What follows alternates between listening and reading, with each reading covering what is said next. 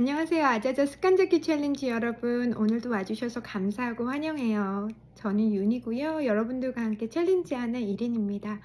여러분, 제가 오늘은요, 건강 챌린지를 하려고 해요. 건강 챌린지 중에서 섭취 챌린지를 하려고 하는데요. 제가 섭취에 대한 그 경험담이 하나 있습니다.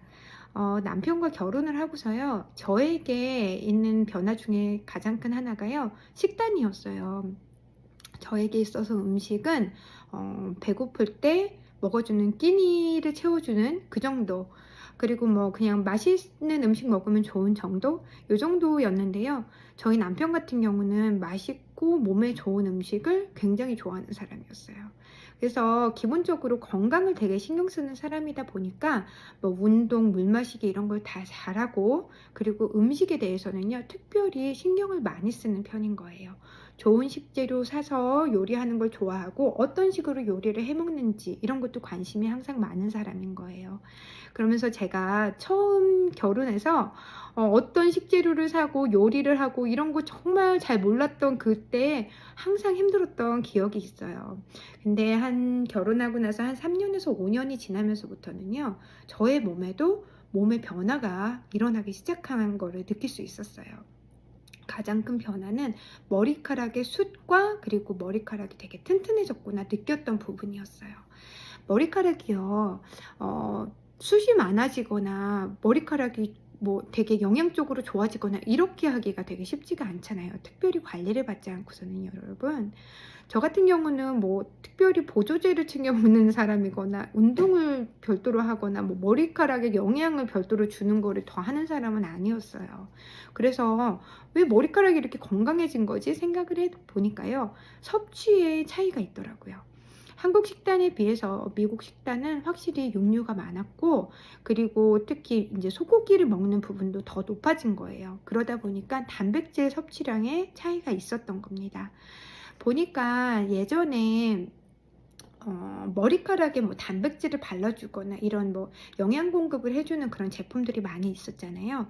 그 이유가 단백질이라는 그 영양소가요, 저희 몸에서 다 쓰이고 나서 머리카락까지 가서 이게 쓰일 정도가 되면요, 굉장히 극소량이 남는다고 해요, 여러분. 그러다 보니까 머리카락에 직접적으로 단백질을 채워주는 겁니다. 그래서 그런 제품들이 생겨났다고 하더라고요. 그러면서 더욱더 이 섭취하는 부분에 대해서 일리가 있어지더라고요. 저는 이제 아이들이 태어나고 이러면서부터는 남편 말이 정말로 맞구나, 이런 부분이 많이 들면서 더 많이 신경을 쓰긴 했어요, 이런 먹는 부분에 대해서. 근데 최근 들어서 제가 간을 자꾸 세게 하는 겁니다. 왜냐면 짠맛을 너무 좋아하는 거예요. 근데 하루는 딸아이가 그런 말을 하더라고요. 엄마, 나 간장 좀 더 넣어도 돼? 짠맛이 너무 좋아. 그래서 저희 아이는 정말 제가 요리를 하고 있으면 옆에 와서 소금을 찍어 먹는 아이입니다. 근데 그걸 뭐라고 할 수가 없는 게, 저도 그만큼 짠맛을 너무 좋아해요. 근데 제가 안 그래도 염려를 하던 중에 딸아이의 그런 반응들을 보면서, 아, 무언가 해야겠구나, 너무 좀 중요한 터닝 포인트가 필요하겠다라는 생각을 하게 되었습니다. 그러면서 저염식단을 알아봤는데요, 저는 저염식단에 대해서 완전히 문외한입니다.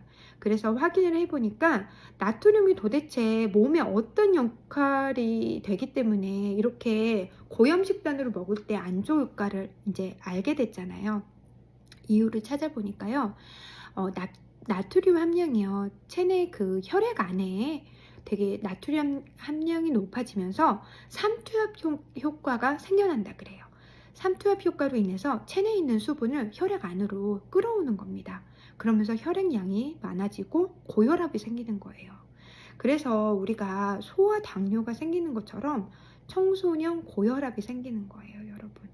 그 글을 읽는데 저는 너무너무 무섭더라고요. 제가 사랑하는 아이를 위해서 요리를 하는데 내가 좋은 식재료를 사다가 독을 섞어서 만들어서 먹이는 거와 같은 그런 역할을 하는지도 모르겠다라는 그런 충격적인 부분인 거예요. 그래서 아, 정말 저염식단을 해야겠구나.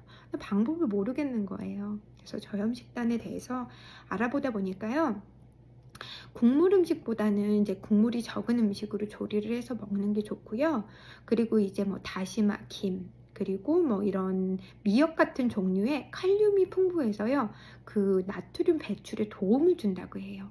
그리고 과일 종류 같은 경우는 뭐 사과나 키위 이런 종류의 과일들은요. 그런 것도 나트륨 배출에 도움을 준다고 하고요. 저희가 양파 많이 먹잖아요. 양파도 좋은 식재료가 되더라고요. 배출에 도움이 된다고 합니다. 그래서 아이들한테 간식을 줄 때 뭐 사과나 이런 거, 키위, 저희 아이들이요 다행히 과일을 잘 먹습니다. 그래서 그렇게 매일마다 그런 부분은 챙겨줄 수 있겠다 생각이 들더라고요. 그리고 저같이 이제 이런 부분을 모르는 사람들이 많고, 그리고 뭐 이 저염식단뿐만 아니라 모든 뭐 합병증적인 부분에 대해서도 저염식단에 대해서 많이 강조가 되기 때문에 사람들이 저염식단 표도 많이 있더라고요. 찾아보니까 제가 그런 거를 많이 참고해서 앞으로 계속적으로 요리를 조금 더 늘려 나갈 참입니다. 그래서 굉장히 중요하게 우리 아이들 뿐만 아니라 저의 건강에도 이거는 너무 중요한 터닝 포인트가 되겠다라는 생각이 들어서 개선을 해 나갈 참으로 좋은 챌린지로 생각을 했고요. 그리고 또 한 가지는 같이 할 수 있는 부분에 대해서 물 마시기 챌린지를 저는 생각했습니다. 제가 물을 굉장히 안 마시는 사람이에요. 그래서 뭐 임신했을 때도 되게 많이 힘들었고요. 피부가 굉장히 극건성임에도 불구하고 물을 잘 안 마실 정도로 저는 물 마시는 게 곤욕인데요. 고염식에 물을 안 마시는 게 굉장히 안 좋은 식습관인 거예요. 그리고 제가 이제 나이가 40이 넘어가면서부터는요, 몸의 변화가 좀 직접적으로 느껴지는 느낌이 있습니다. 뭐, 물론 호르몬의 변화도 있겠고 하겠지만, 여성 질환적으로요, 이런 방광염이나 이런 부분에 대해서 빈도수가 되게 높아졌습니다. 그래서 이제 물 마시는 부분이요, 더 이상 저한테는 선택사항이 아니고, 조금 필요한 부분을 해야 되는 부분이겠구나 이런 생각이 들었어요. 그래서 생수를 마시기는 좀 어려울 것 같고 감립차를 마셔주면 좋을 것 같아요. 카페인이 없고 특별한 부작용이 없기 때문에 많이 마셔줘도 괜찮을 것 같고요. 다른 좋은 부분은요, 비타민C 함유량이 레몬의 20배가 되기 때문에요. 그런 부분도 저한테는 또 다른 좋은 변화가 될 것 같아요.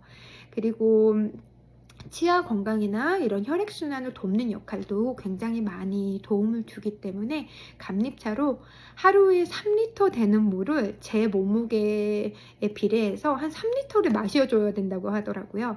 그래서 한 일주일에서 2주일은 한 3리터 마시는데 이제 적응하는 기간으로 넣어볼 생각이고요. 그 이후부터는 한 1년간 계속적으로 물을 마셔주면서 일주일에서 2주일에 한 번씩은 사진도 한번 찍어보고 기록을 조금 남겨보려고 해요. 피부 개선이 좀 되는지, 아니면 나의 몸에서 어떤 노폐물이 씻겨 내려가는 부분에 대해서 정말로 몸에 조금 변화가 있는지 이런 부분을 한번 체크해볼 참이에요.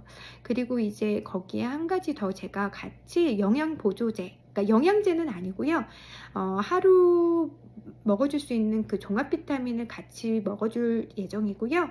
그리고 이제 유산균을 같이 섭취할 예정인데요. 유산균 같은 부분은 장 내에 유익균을 많이 만들어 놓을 필요성이 있겠다라는 생각이 들더라고요.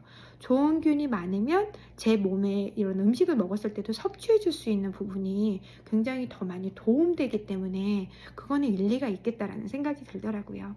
그래서 이 세 가지를 같이 할 예정이고요. 어차피 저의 건강적인 부분에 대해서 섭취에 대한 부분으로 고려를 하다 보니까 이 세 가지를 맞물려서 같이 하는 거기 때문에 굉장히 좋은 부분이 되지 않을까 생각이 들고 너무 많이 프레셔 받지 않을 것 같아요. 하지만 그 공부를 하면서 같이 저염식단이나 이런 부분들 더 많이 조금 공부하면서 가야 되는 부분이 있기 때문에 그런 부분 조금 더 신경을 써야 될 것 같아요. 제가 한 가지 팁으로 알람을 설정하는 방법을 물 마시는 거나 그리고 서플리먼트를 섭취하는 거나 이런 부분에 대해서는 생각을 해서 하루에 3번에서 5번 정도 알람을 맞춰놓고 물을 마실 거고요. 서플리먼트 같은 경우도 하루에 한 번 먹는 거지만 잊어버릴 때가 진짜 많아서 습관이 안 돼 있다 보니까 잊어버리는 거예요. 그래서 그것도 알람을 맞춰서 습관이 되게 하겠고요. 이렇게 통을 하나 구비해서 같이 챙겨서 먹는 것도 조금 더 강화될 수 있는 습관을 만들 수 있는 부분이 있겠더라고요. 여러분도 자기 건강을 한번 들여다보세요. 나한테 지금 시급하게 필요한 게 뭘까 생각해 보세요, 여러분. 섭취하는 거, 운동이 필요한 거, 나에게 잠을 못 자게 하는 이런 부분들, 어떤 작은 부분들을 본인에 맞춰서 바꿔나가는 챌린지를 계속 생각하는 챌린지잖아요. 내가 나의 삶을 주도하는 느낌이 되게 많이 듭니다. 그리고 좋은 에너지가 되게 많이 끌어당겨지는 느낌이에요. 왜냐면 내가 나에게 좋은 거, 나에게 도움이 되는 거, 이런 부분을 나를 되게 트리트해주는, 뭔가 좋게 지금 바꿔나가주는 중인 것 같아요. 여러분도 하나씩 하나씩 여러분을 더욱더 살펴보시고, 필요한 부분이 있다면 채워줄게. 만약에 너무 이런 부분이 밸런스가 맞지 않으면 이런 부분을 조금 더 생각해보자. 스스로하고 계속 대화를 하는 겁니다. 여러분 분명히 좋은 길로 나가는 중이구나, 이런 거 느끼실 수 있을 거예요. 여러분과 이 개인적인 챌린지지만 같이 나아갈 수 있는 이 순간들이요, 저한테는 되게 힘이 되고요, 기분 좋은 순간들이 됩니다. 감사함도 되게 많이 오고요.